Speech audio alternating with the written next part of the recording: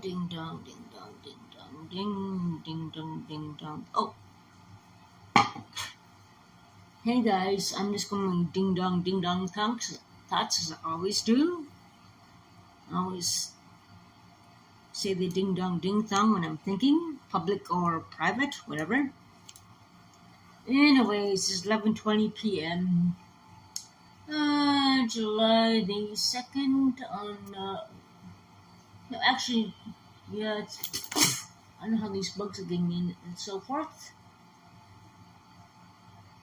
Yeah,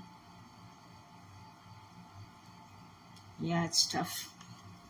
I don't know how these mosquitoes got in and so forth, but anyways, yeah, oh,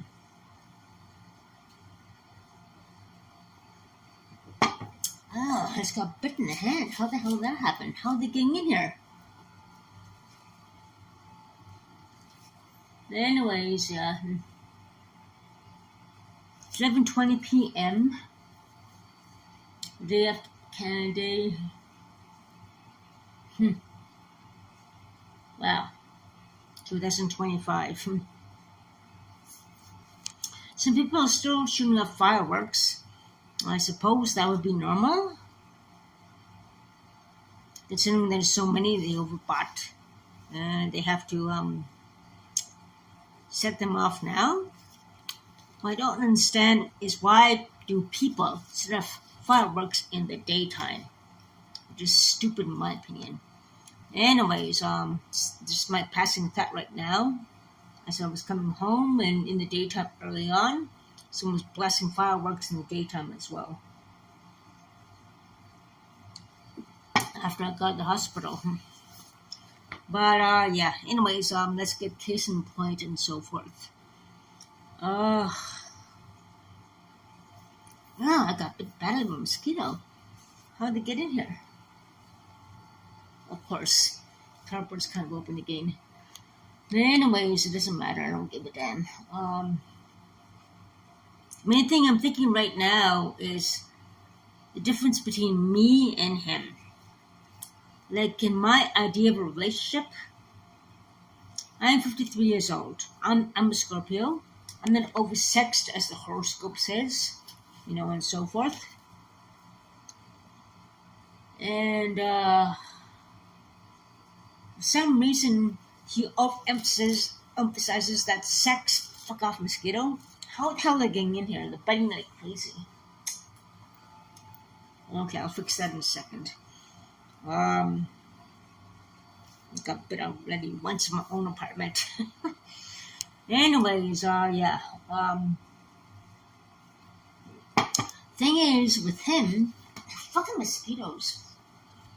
Ugh. Anywho, what he thinks, if two people love each other, they can have sex all the time, 2, 3, 4, 5, 10 times a day. And for him, in his opinion, sex is number one priority. It doesn't matter how much time you spend together, cycling, going out to see the beautiful sunset, beautiful sunrise. It doesn't matter if you house clean together and work together to get other things done, grocery shopping and so forth. It doesn't matter for him. If he doesn't get enough sex, you're a piece of shit, downer. He'll break up with you if you don't have sex with him. And that's the sad thing about him, unfortunately.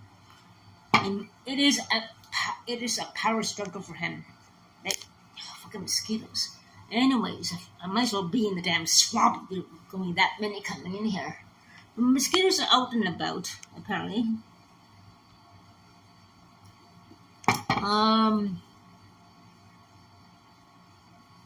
Like he overemphasizes sex.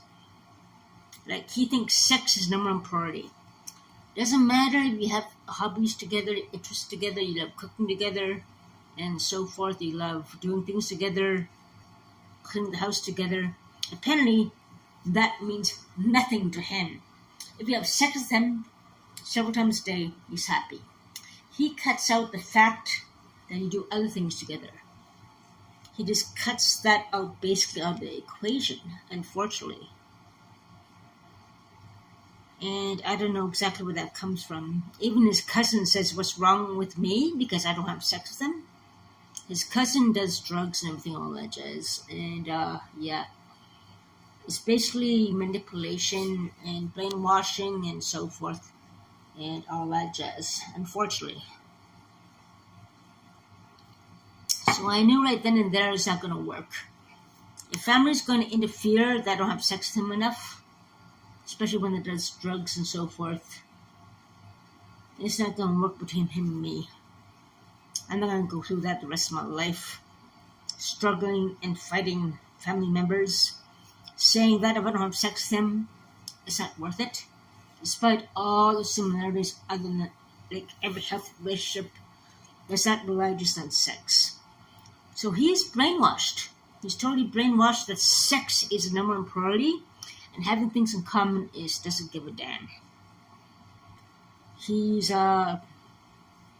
sex addicted or brainwashed or something. I don't know. Doesn't mean everything in the world. And that's the sad thing about him. Breaks my heart. And so forth. And doesn't get it, he gets abusive. When I spent time away that one time with him, away from him, going to St. Joe's and so forth, he kept accusing me going with his neighbors and everything. How the neighbor downstairs was talking his phone with another man. And people say all these things that I fuck around with everybody. They're just jealous idiots. I mean, a lot of them Montreal Road are prostitutes and everything, all that, and they're jealous. He's probably gone with them. Well, if he believes them, he must have gone with them, probably. So he's a prostitute cruiser, in my opinion. Like, I don't know. And if I do have these diseases, and God knows who he messed around with. Maybe after his ex-wife died, like I said, maybe he did have affairs. Impulsively, God knows how. He likes weed. I know that. He goes down to the edible store and so forth. But what the hell? All these buggers are coming in. I'm going to fight these things. I'll be like a camping trip, but in my home. Anyways, yeah. I really don't like that. I mean, all because I won't give him sexually or obey him. If not here soon, I want to have sex with every woman I can damn well get my hands on. That's what he said. And that's not nice. That is not nice. That is very, very cruel. In my case, being abused and so forth, and, all these abusive things I've gone through, that hurt me to the core.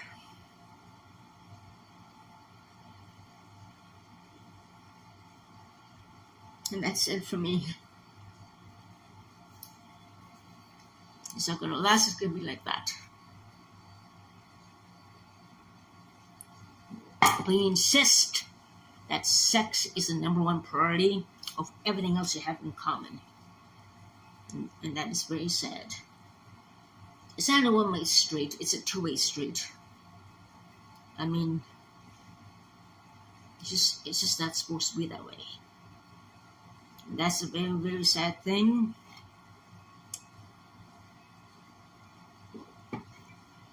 He told me about his ex-wife too. 10 years together, unlike me, I like talking and talking and talking. And I'm the opposite of his ex-wife, he admitted. Unlike her, she never talked. She never talked. I don't know what he meant by that exactly. He never specified, but she never talked to him. And she did not want to stay in his walls. She wanted to go out. And she seemed happy. And when women got jealous of him, and then went have sex more with him, because she excelled in control of him. I remember a long time ago when he started gaining weight, I was on the bus and I saw him carrying these heavy groceries, really heavy, before he gained a lot of weight. He was starting to gain a little bit of weight, but not much. And she was way ahead of him, the queen of the world, like waving the fan over her head, like she's the queen of the world. So I hate to say it, but I think she had complete control of him sexually. Did not want to talk to him, no communication and everything. totally brainwashed him that sex was the only way to make a relationship work, unfortunately. So it may not be his fault. It's not his fault. Maybe not. I don't know. No offense against her spirit or anything. But that's now how it's supposed to work. Like, they were together 24/7 all the time. In my opinion, that's impossible. A respectful relationship, you have to give boundaries, respect for boundaries, have space for yourself. There's got to be guys on out for you guys, and there's got to be girls on out back when you're younger. But these days, as I get older, I like going to St. Joe's, the church. I like going to the Wabano. I just don't like the fact that he guilts me not to go there and so forth after that. So that's another reason I didn't go today. Besides getting in the hospital, I talked to my other YouTuber friend, and she is so mad. She's angry at him like, that son of a bitch, Lisa. Your ex-boyfriend treated like shit too and everything. I mean, what is it with these men? Especially stay single forever. And like, yeah, you're right. They don't give a damn. I mean, these men are just jerks. Like, if the foot went out of their shoe, and he wanted to go out and go to, I don't know, a group where men hang out and do stuff, I wouldn't accuse him of cheating on me and cheating with neighbors in his building and everything. How would he like it? Hey, you're cheating me. You're going with these girls when he was doing other social things. And what the hell? I shall respect the two-way street. I shall respect. And then he said, come back soon. I'm going to go see other women who definitely have sex. Blah, blah, blah. That hurts even more. You don't say that to somebody in a serious relationship. He apologized. He said it was crazy about that, but I still got the text and everything and so forth. Emailing to myself, but you don't fuck with me. And, there's a few suspicious things have been happening. I've got evidence of that and so forth too, which is too much of a coincidence. And all that jazz as well. But the thing is, when someone tries to control you like that, that is wrong. If the foot was on the shoe, I would say, okay, honey, you can do what you want. I'll see you soon. I guess it gives me a chance to do my YouTube stream, edit my videos, blah, blah, blah. I'm a YouTuber. I like to edit my videos. I will color my cat. I'll clean my place a bit, maybe. I'll go for a walk and talk to Crystal and Sean downtown, see how things are going. Make sure no one will die of OD. That's what I do. I used to do outreach before, and that's how Inuit community knows me. For many years ago before COVID. And that's how a lot of them know me. So, if he doesn't want to respect my history, my respect for the community, my respect what I did before, and accuse me of cheating on him with my neighbors, it's not my problem. It's your problem, bro. You really hurt me when you said that. And if I had, let's say the foot's on the shoe, and it was my place, and I was ODSP and you were OW, you brought cat over you being abused by your wife or whacked around by your wife or whatever. Let's just put that as an example. And you had a panic attack because something was said, you took off. I would just think, okay, I would say, you come here right now, I'm going to see a lot of other men. It's like me saying that to you. Would you like that? Put your shoes in that. It's like me saying, hey, you want to do that? I'm going to see a lot of men. I don't do that. I will not do that. And if I took off like that because I was a bitch, like you were the jerk, I would say, okay, I'm going to take care of your cat. The neighbors are driving you crazy. I'll take care of your cat. Take your time, I'll take care of your cat.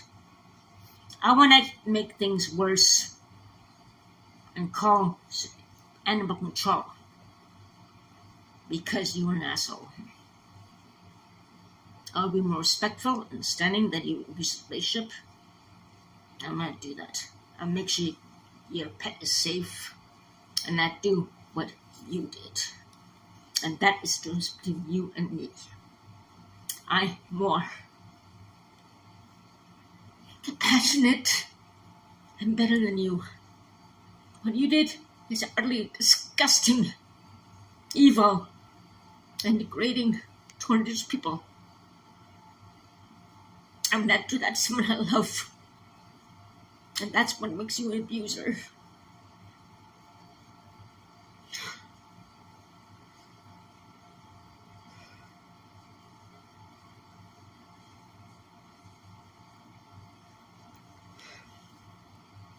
But yeah, I know I'll not do the same thing. Prince Shu, I'll never do what you did. I'll wait patiently. I will take care of your pet. I'm not do what you did. Shame on you. I took care of her for 11 years. And you had no right to do that. If you did love me, did care about me, those are not the actions of someone who cares about you. Especially when I'm being in an abusive situation.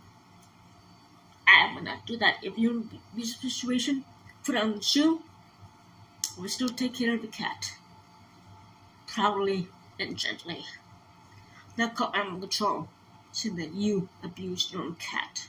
I understand that you're trying to escape abuse, you're busy with stuff, God knows what. I'll take care of the cat. Now call animal control, like an asshole that you were. And that's what love is. If your ex-wife abused you like that for 10 years, well, you got a lot of help to get and to have understand how relationships work. If she abused you like that, I'm sorry, I'm so sorry. But you have to learn how much you hurt me. And so forth. I've get the police and control. I emailed them already to get my bike back and the cat back. Because I don't trust you.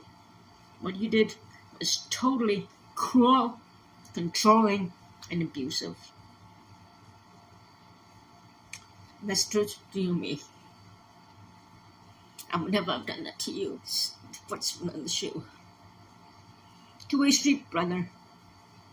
Not a one-way street. I'm not your dog on a leash. I'm sorry that your ex-wife abused you and controlled you the way she did. But you have no right to do that to me.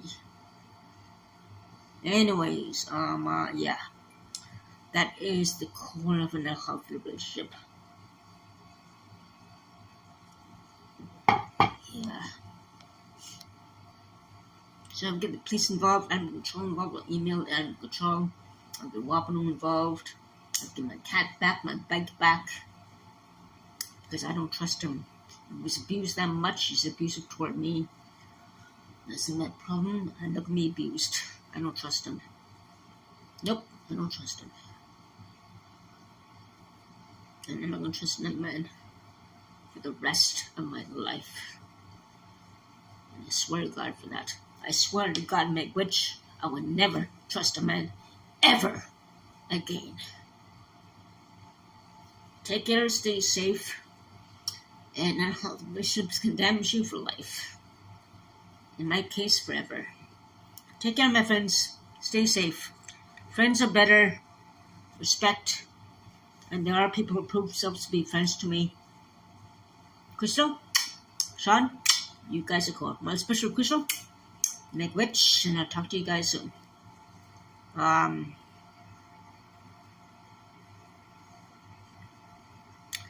It's really tight now. I'm not sure he has my phone, whatever. After I took off, yeah. I got all the information, all the SIM number on my phone and everything, all that.